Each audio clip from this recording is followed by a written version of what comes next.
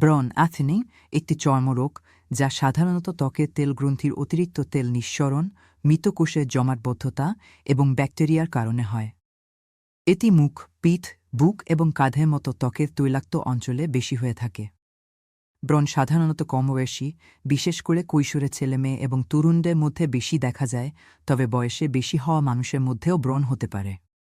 ব্রণের কারণ: ১. তৈলগ্রন্থির অতিরিক্ত তেল নিঃসরণ, শরীরে হরমোনের পরিবর্তন, বিশেষ করে পুরুষ হরমোন অ্যান্ড্রোজেন এর কারণে ত্বকের তৈলগ্রন্থি অতিরিক্ত তেল তৈরি করে, যা ব্রণ সৃষ্টি করে।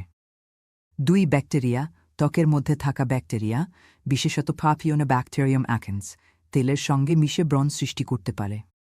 ৩. মৃত ত্বকের কোষ, মৃত ত্বক কোষ ত্বকের ছিদ্র বা পুলে আটকে গিয়ে ব্রণ সৃষ্টি করতে পারে। ৪. জেনেটিক্স, পূর্বপুরুষদের মধ্যে ব্রণের ইতিহাস থাকলে এটি আপনার মধ্যে